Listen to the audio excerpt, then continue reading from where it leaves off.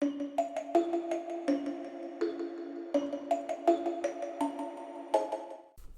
guys, this is Mistress Nightmare here, and today we'll be reading Chapter 6 of Free Me a Ben Drowned Love Story. Before we get started, please hit the like button, comment, subscribe to this channel if you guys want more creepypasta fanfictions out there. Until then, let's get started.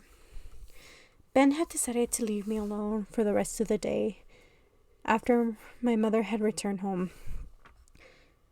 The constant dread of Ben lurking was taking a toll of my mind. I put my cell phone on the floor in the corner of my room and the opposite side of my bed. I wanted Ben far away from me as possible. I drift off into a restless sleep. Not wanting to go to school, completely exhausted, Ben's energy hovered about my room, watching me toss and turn in my sleep. Ben had dug himself into a small hole, of course. Freedom was his true goal, but sacrificing his ability to torture me until I broke. That was one displeasure to him. Even he had to admit, however, that my willpower and tenacity was admirable. Discovering my own wit, dislodging my own wrist just to get away from him wasn't something that he anticipated. But sometimes about it bothered him. He couldn't quite put his finger on it. However, he did not dwell on it. Instead, he watched me sleep. I looked so vulnerable and helpless, even, but Ben knew that when I woke, that was a complete different story. Next day, Elizabeth, sweetie, your alarm didn't go off. You're going to be late for school. I could hear my mom call upstairs. I slowly slid off bed and rubbed my eyes.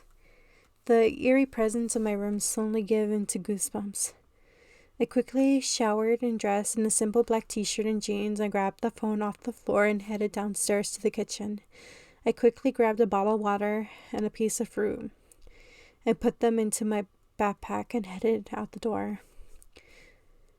I could feel my phone vibrate in my back pocket. I pulled it out and looked at the little screen. Good morning. You didn't sleep well. I sighed. Of course, he was watching me sleep. When I finally reached the school building, the doors were already closed. I entered through the main office and filled out a tardy slip and headed towards my third class. Teach Ed? Great, just great. Ben didn't spare me like he hoped. In the middle of lessons, he made it all the classroom computers glitch. Just when my thesis was done, or made the computers play rap music on full volume, the entire class burst out laughing, thinking that I had done it on purpose to piss off the teacher and entertain them, earning me a seat with the cool kids at lunch. A message from Ben ordered me to put on an earbuds to connect to my phone so that he could speak to me directly during lunch. Lucky you, Ben teased. You get to see it with the cool kids. I rolled my eyes. I kept a polite conversation with the other kids on the table. I didn't know whether to thank him or tell him to shut up. The reason was I was here because of him. Hey, Elizabeth, I was thinking of inviting you to my party tonight. You down? A guy named Mike asked me. He had curly brown hair and friendly green eyes. He was the boy I had a crush on since the 5th grade, after he helped me hide during a game of hide and seek.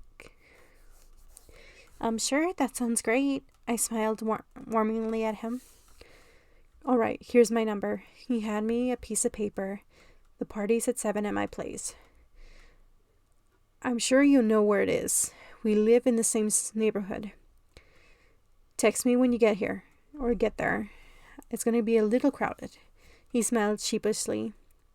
I thanked him and ran home with a gleam in my eyes, despite Ben's teasing. After telling my mother that I was about the invitation, she allowed me to go. I quickly ran upstairs to my room and opened the closet. What to wear? I weren't usually invited to these parties, being a loner, so I dressed up wasn't something I normally do. Besides having a schizophrenic mother that has a habit, or shopaholic mother has its benefits. I placed my phone on the table or outside my bedroom door and picked out a dress to wear. It was a black strapless mini dress that flaunted when I twirled. With it, I added a pair of black ankle boots, earrings, and bracelets. I applied a little eyeliner and combed my hair neatly.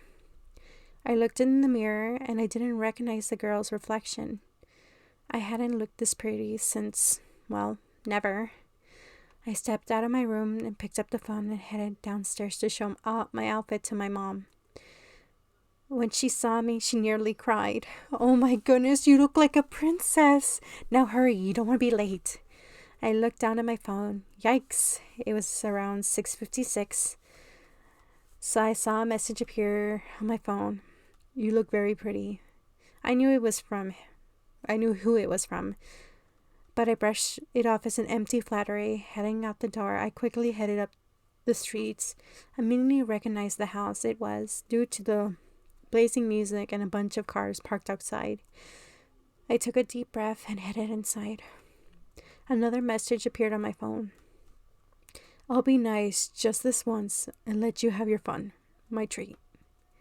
Lucky me, I muttered. I glared down at my phone, hoping Ben could see my face. How generous of him to let me have fun. As soon as I entered the party, I was a bit overwhelmed amount of the people surrounding me, dancing, joking, making out, drinking. I couldn't spot Mike anywhere. I texted him a message and sent it. I made it. A few moments passed before I got a response. "Great. Where are you?" "At the entrance." "I'm on my way." I felt pretty lucky that Mike was going all out of his way for me. Maybe two did have a chance to be together, as long as Ben didn't screw things up, which probably he would. After a few moments, I caught sight of Mike, who waved and ran over to me. "I'm glad you could Wow, you look amazing." He was taken back my transformation.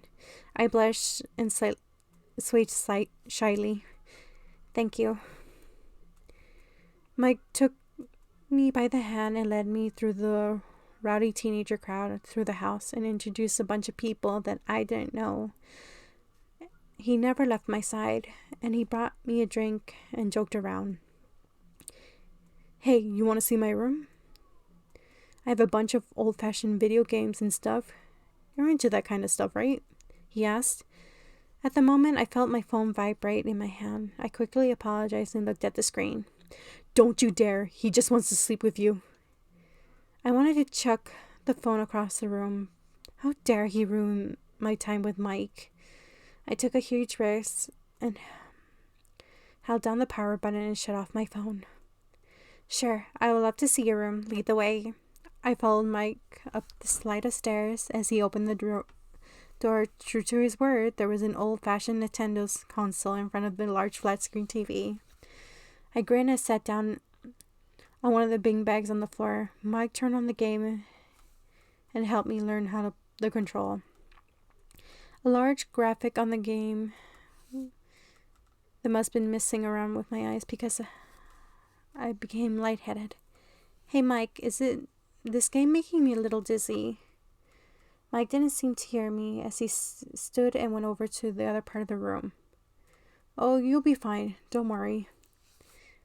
I didn't realize what's happening until I turned and saw Mike lock the door. Hey, you made it to the end of the video. I'm glad. If you want more Ben Drowned love stories, check out the playlist that will be popping up soon. Also, if you want any more fanfictions narrations, please check out my other channel, Reading with Blade, which has multiple fanfictions up already. If you are interested in the Yowie experience, check out Tyler O'Connell's channel if you want to go there. But note that channel is only 18 and up. I've been listening to Tyler's stories and I'm addicted to them. Until then, bye guys!